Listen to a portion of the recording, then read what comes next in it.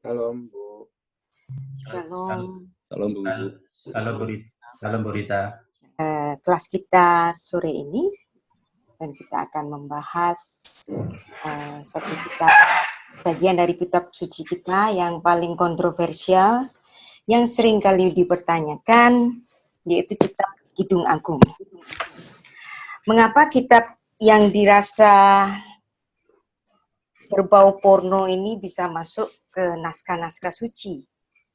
Nah kan? Apakah betul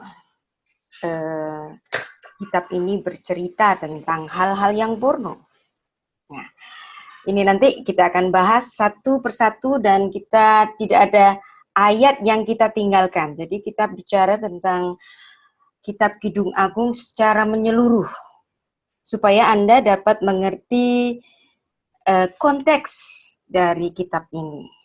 Apa maksud Tuhan mengizinkan kitab ini masuk dalam kanon kitab Perjanjian Lama? Dan baik bukti-bukti dari naskah Masorah, bukti-bukti dari Septuaginta, semuanya memasukkan kitab Kidung Agung ini ke dalam bagian-bagian dari naskah-naskah suci. Baik, kita akan mulai kelas kita dengan membaca satu sidur. Ve'erastikli leolam, ve'erastikli besedek, ube misfat, ube heshet, ube rahamim, ve'erastikli be'emunah, ve'yadaat Adonai. Ve'erastikli, aku memperistri kamu kepadaku selama-lamanya. Ve'erastikli, aku memperistri atau aku mengikatkan diriku kepadaku besedek di dalam kebenaran. Ube mispat di dalam satu ketetapan. Ube hesed di dalam satu kasih anugerah, karunia. Ube rahamim, rahmat, dan dalam rahmat, Rahmani. ya, rahmani, ya, seperti bahasa Arab, ya, bahasa Arab banyak sekali yang diserap dalam khazanah bahasa Indonesia, sehingga kalau Anda membaca bahasa Ibrani, ada banyak sekali yang mirip, termasuk kata Allah, Eloah, Elohim, sama, ya. Verastikli, beemunah, ya, dan aku mengikatkan kepadaku, ya, kamu kepadaku. Ini ada di sini, berarti kamu perempuan, ya. Beemunah di dalam kasih setia, beyadaat dan pengetahuan atau pemahaman pada Adonai. Pada Tuhan. Adonai, ya.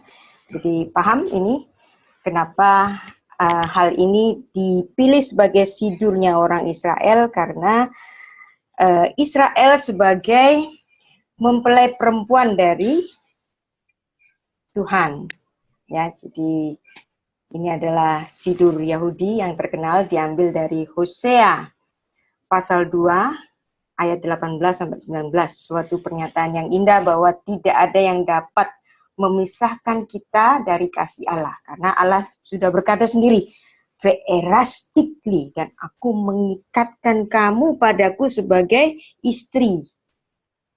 Allah mengikatkan dirinya dengan nazar atau janji pernikahan sebagai simbol kedekatan Allah dengan umatnya.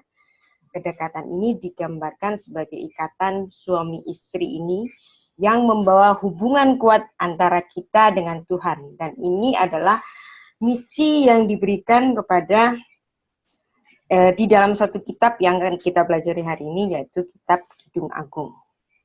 Tuhan telah mengikatkan dirinya sebagai Baal. Ya.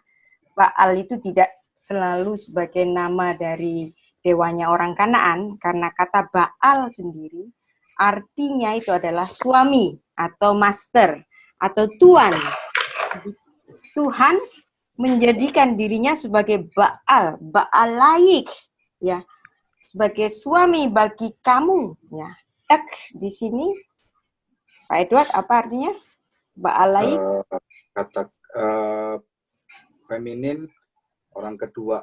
Orang kedua, ya. Kamu perempuan. Jadi, aku menjadikan diriku suami bagi engkau. Ba'alaik. Ya. Ki valaik osai Adonai. Sevaot kedos Israel Elohei kol haaretz dikar. Pengandaian bahwa Tuhan adalah mempelai laki-laki dan kita jemaatnya sebagai mempelai perempuan itu juga dikukuhkan kembali di dalam kitab Wahyu, kitab terakhir dalam kitab kita, yaitu Wahyu 19 ayat 7. Marilah kita bersukacita dan bersorak-sorai dan memuliakan Dia, karena hari perkawinan anak domba telah tiba dan pengantinnya telah siap sedia. Jadi selalu, baik perjanjian lama maupun perjanjian baru, selalu menempatkan jemaat sebagai mempelai perempuan dari Allah atau Yesus Kristus sebagai mempelai kita, mempelai laki-laki kita. Ya, nah, pemasukan Kitab Kidung Agung ke dalam kanon orang Yahudi bukannya tanpa perdebatan. Ya, di sidang konsili di Yavne atau konsili Yamnia itu terjadi satu argumentasi yang kuat sampai seorang rabi yang paling dihormati waktu itu, yaitu Rabi Akiva, mengatakan, Pak Edward bisa membaca? Sepa Kodes Beshir Hashirim Kodes Kadashim, ya. Shekol, ya. For all, ya. Pada semua Ketuvim. Ketuvim itu bisa berarti scripture, ya. Bisa juga berarti apa ini? Kalau saya lebih melihat Ketuvim di sini adalah bagian Ketuvim dari tanah. Dari tanah, ya. Jadi dia adalah yang paling suci dari bagian Ketuvim. Karena kalau dibandingkan paling suci di antara tanah sendiri, yang mana yang paling suci sebenarnya? Torah, ya. Jadi Torah menempati bagian yang tertinggi. Jadi tanah itu adalah singkatan dari apa? Torah, Ketuvim, dan Ketuvim. Torah yaitu 5 pertama Alkitab kita, jadi dari Kejadian sampai dengan Ulangan, terus kemudian kitab para nabi, kemudian tulisan-tulisan suci. Jadi tulisan-tulisan suci ini berisi diantaranya ada Mazmur, ada Amsal, ada Ayub, ada Shir Hashirim, ya, ada Ruth, ada Lamentation, ratapan, ya, ada Kohelet, pengkhotbah, ada Esther, ada Daniel, ada Ezra, ada 1 dan 2 Tawarikh. Rabi Akiva mengatakan bahwa Shir Hashirim, ya, Shir Hashirim. Jadi bukan Sir Hasirim. Jadi bacanya harus pakai syah, ya. Shir Hashirim. Dia adalah Kedosh Kadeshim. Dia adalah yang kudus di antara yang kudus itu. Jadi di antara ini semua, di antara Ketuvim, Rabi Akiva mengatakan Kidung Agung adalah justru yang paling kudus. Anda bayangkan kalau lagi nonton film, ya, isinya cinta-cintaan terus gitu. Iya. Bayangin nonton gitu, apa nggak bosen? Tapi laku terus itu, laku. Laku terus ya. Ya, oke. Tapi apakah Shir Hashirim itu juga bilang cinta-cintaan terus, gitu? Nah, ini yang akan kita pelajari. Nah, saya bilang kalau cuman I love you and you love me gitu kan, jadi bosen gitu. Akan lebih lebih seru gitu kalau misalnya I love you and you love someone else gitu ya, atau I love you and you owned by someone else, gitu kan? Oh. Begitu bukan? Nah, itu jadi lebih seru. Selingkuh, Bu. Maaf? Selingkuh. Lo nggak selalu selingkuh kan? Nggak selalu selingkuh. Jadi apa yang ada di kitab Shir Hashirin ini? Nah, Oke, seperti juga misalnya kalau Anda pernah baca trilogi dari novel 50 Shades of Grey. Ada yang pernah nonton film ini? Atau ada yang pernah membaca novel ini? Iya, Bu. Oh ya. Mantap ya. Terus ada yang baca juga suka Lady Chatterley's Lover. Enggak kalau itu. Kalau ini nonton saya, Bu. Ya. Sama ya, 50 Shades of Grey, Lady Chatterley's Lover itu dianggap sebagai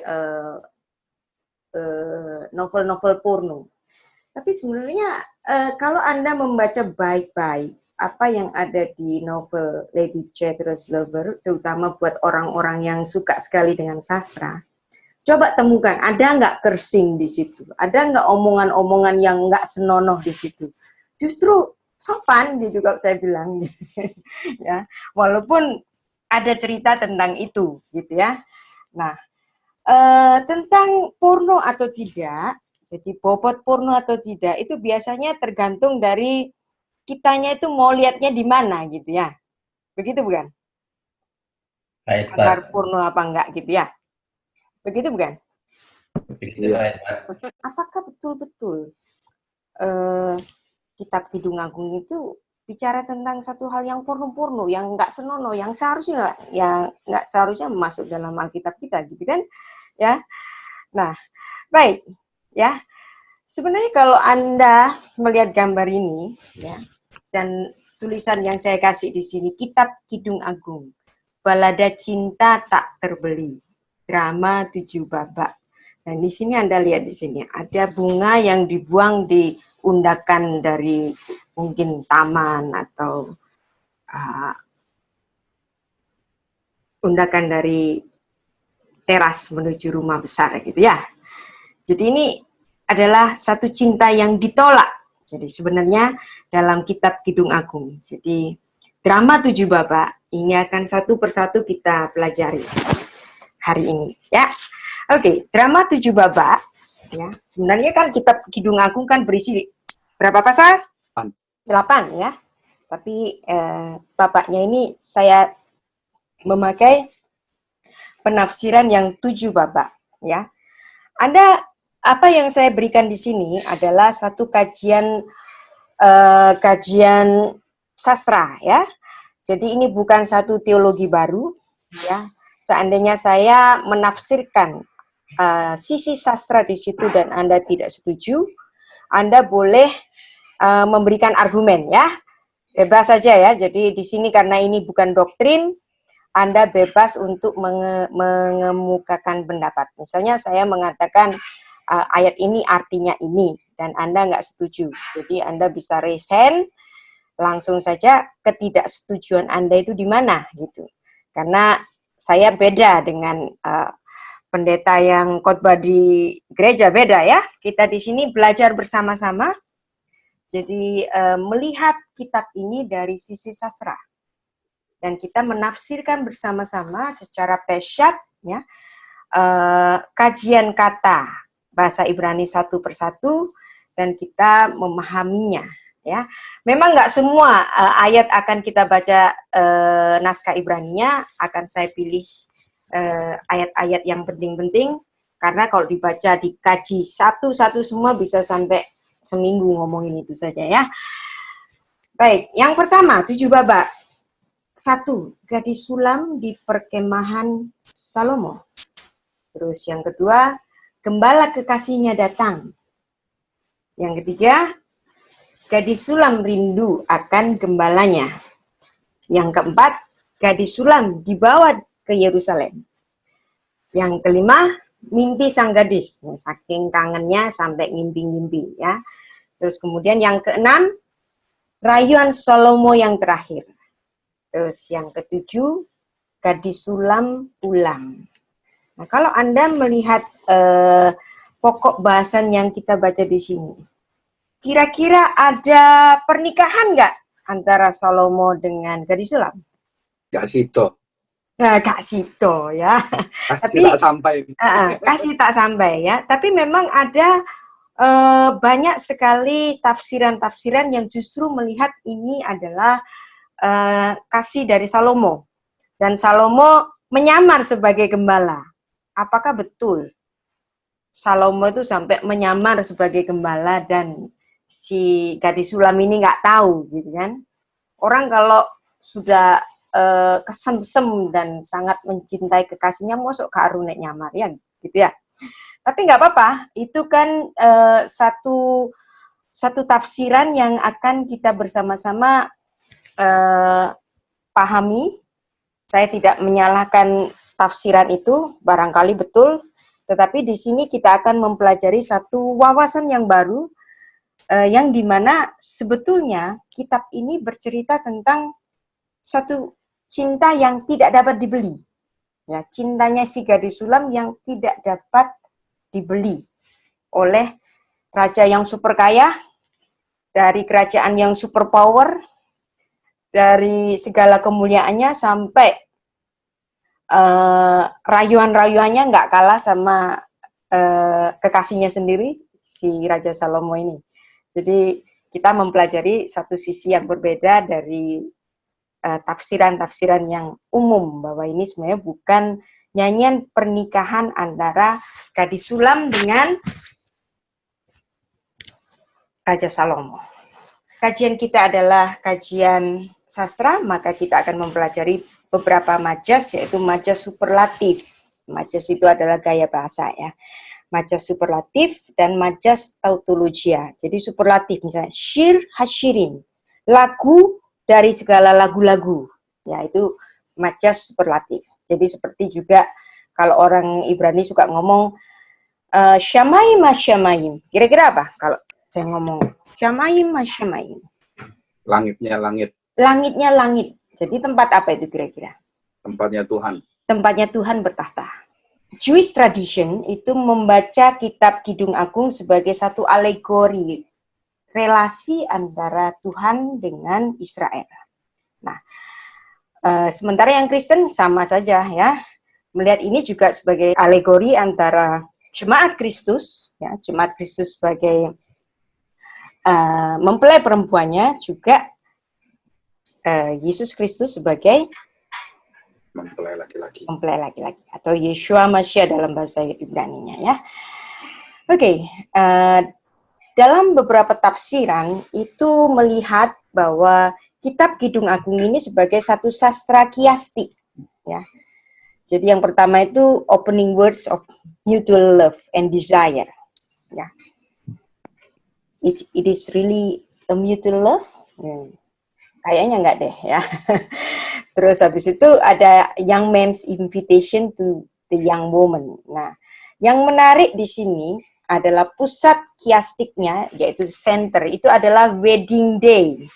Ya. Apakah betul-betul ada wedding day di kisah ini? Memang ada yang mengatakan, satu ayat di sini yang mengatakan bahwa ada satu hari Salomo itu menggunakan mahkota dari siapa? Mahkota yang dibuat oleh ibunya pada untuk hari pernikahannya, dan itu dipakai Salomo. Tapi apakah hari itu betul-betul hari pernikahan antara Salomo dengan gadis sulam? Nah, di sini penafsir tersebut menempatkan ini sebagai pusat kiastik, ya. Tapi sebenarnya saya kurang setuju dengan penafsiran ini, ya. Seperti juga penafsiran dari The Wycliffe ya, yang mengatakan gadis sulam itu seperti tembok yang melindungi kehormatannya yang suci. Ya, ini betul, saya setuju ya.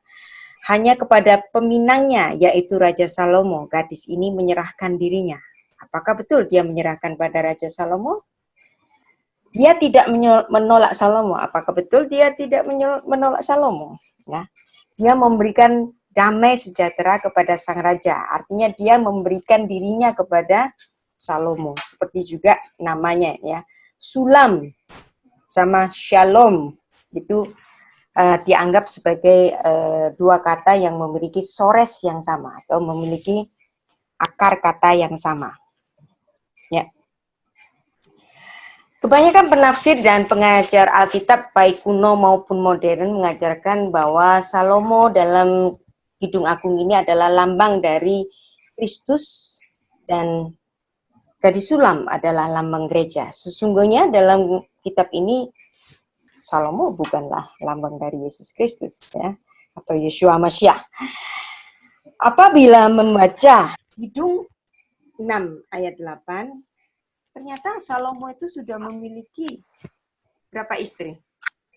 Banyak Bu, 60 permaisuri, 80 selir, selir ditambah darah-darah yang banyak. yang tidak terhitung banyaknya ya. Sehingga kalau mengatakan di sini Salomo itu lambang dari Yesus Kristus, masuk akal nggak? Ya. Enggak, banyak banget Yesus, Bu. Masih banyak ini.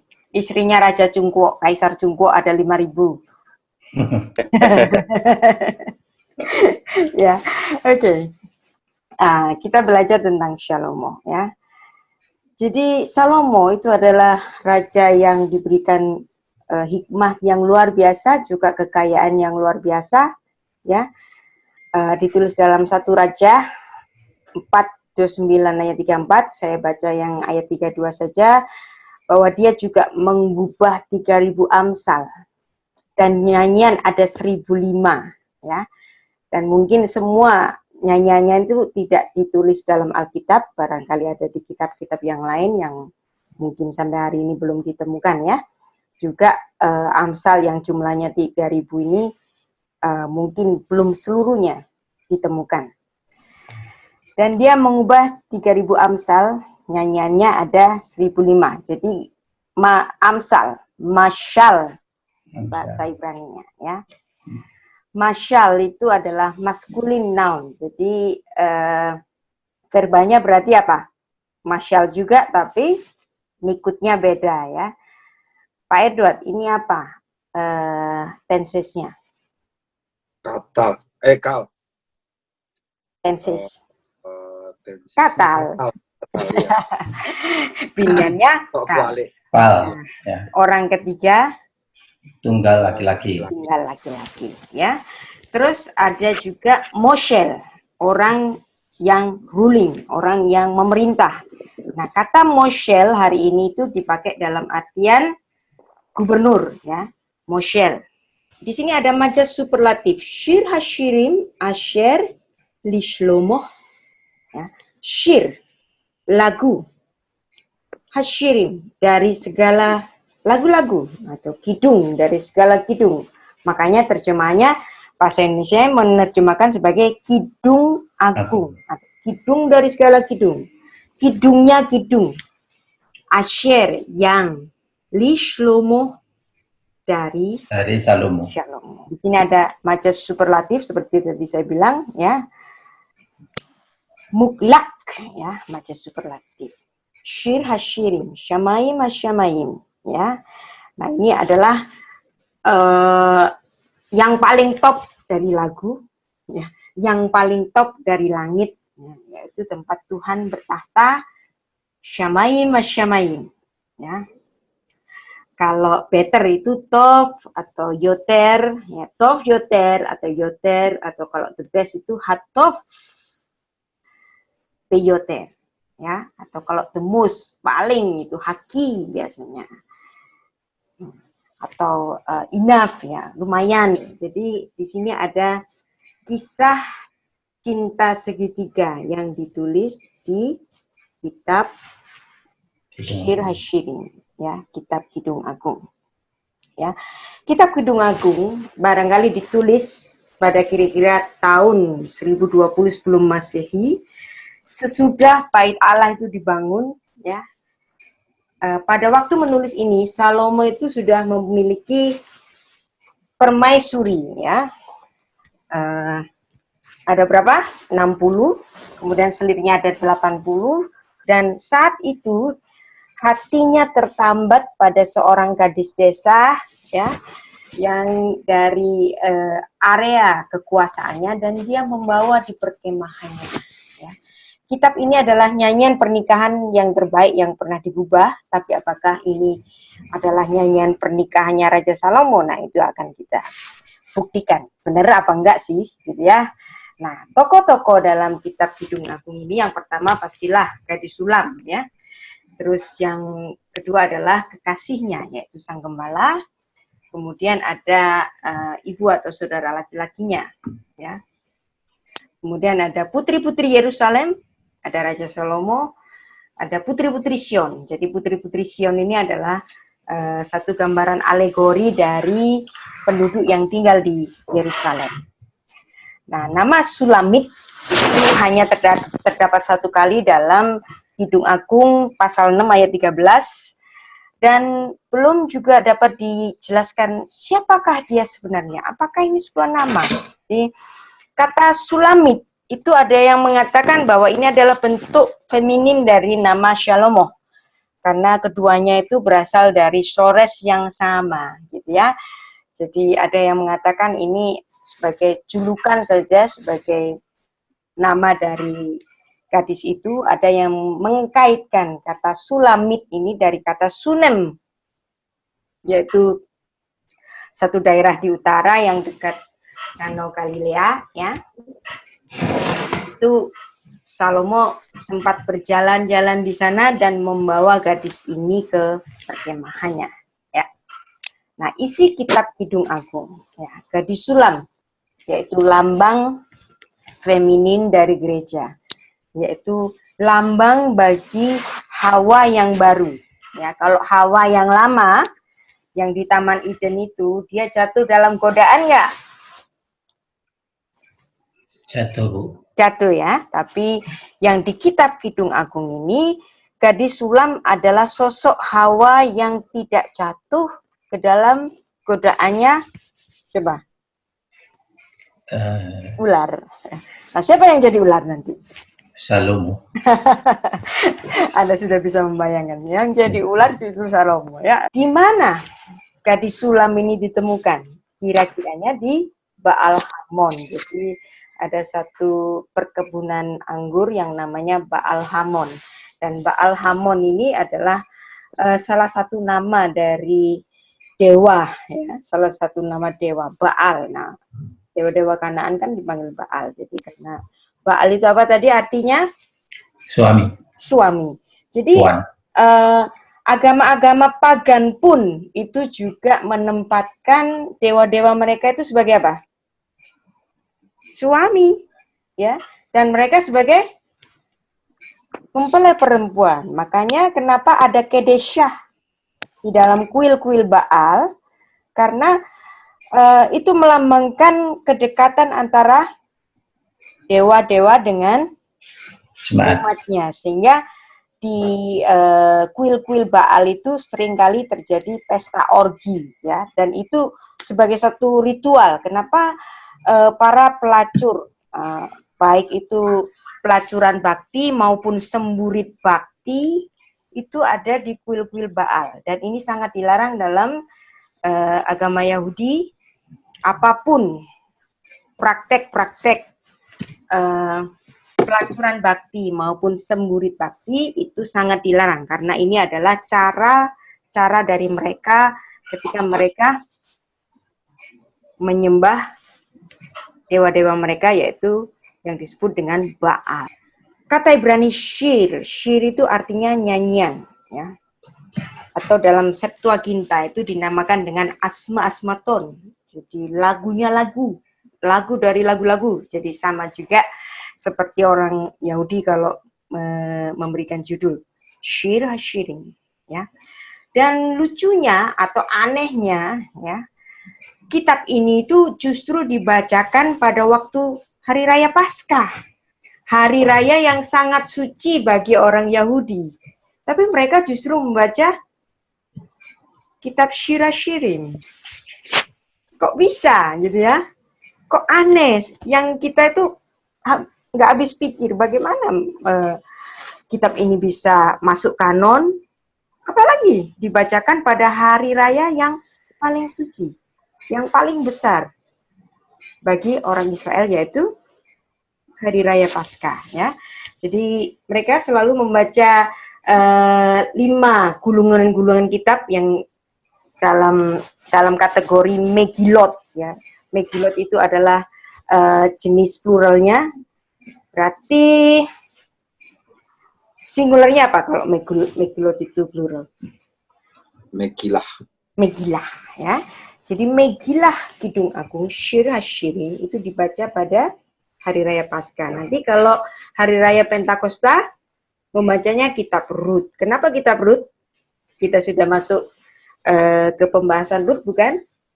Jadi pada waktu panen, ya. Terus kemudian kitab Pengkhotbah dibaca pada hari raya Tabernakel, atau kitab Ester pada hari raya Purim, dan kitab Ratapan yaitu pada saat peringatan pemusnahan Yerusalem pada tahun 586 sebelum Masehi. Jadi pada apa ini? Pembuangan Babel. kemana ini? Babel. Pembuangan ke Babel. Jadi mereka membacakan kitab Ratapan. Jadi untuk peringatan itu. Baik, kata Megillah itu singular, kata Megillot itu bentuk pluralnya. Kira-kira sore siapa di sini?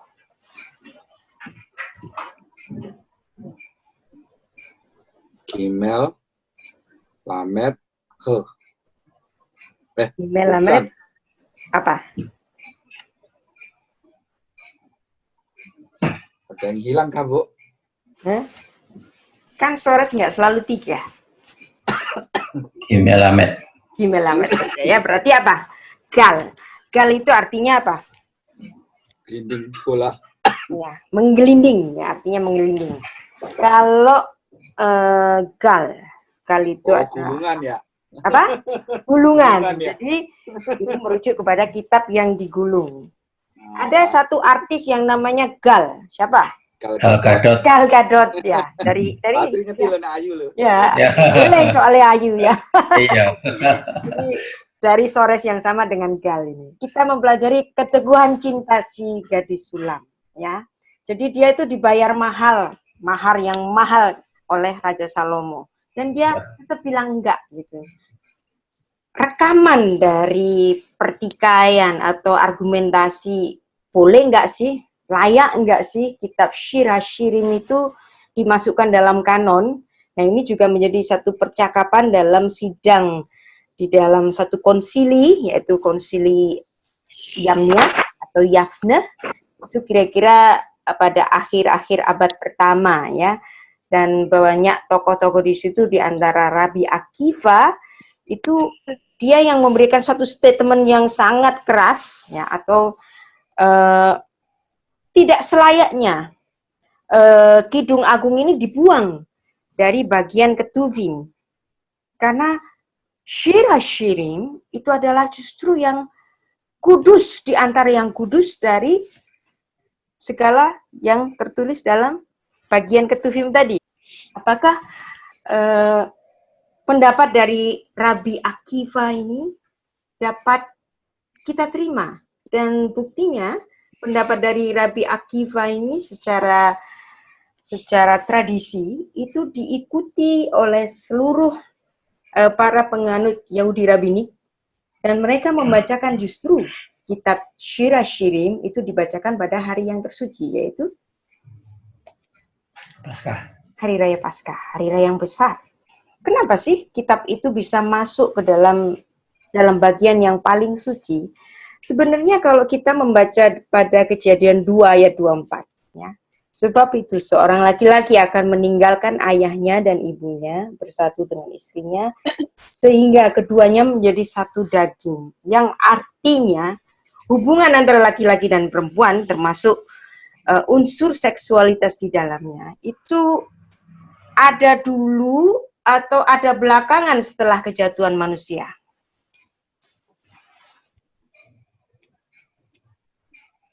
Lebih dulu ada atau ada belakangan setelah kejadian manusia? Lebih dulu ada. Lebih dulu ada, ya. Jadi apa yang membuat kira-kira hubungan-hubungan seksual kali ini itu banyak yang menjurus kepada nafsu yang mengarah kepada dosa. Kenapa? Karena sudah jatuh ini, Bu. Karena Manusia. sudah jatuh. Jadi apa yang suci ini menjadi tercemarkan karena ada dosa. Tapi Dosa. apakah hubungan seksual itu dosa? Sehingga Tidak asal dilakukan dengan pasangannya. selibat saja gitu.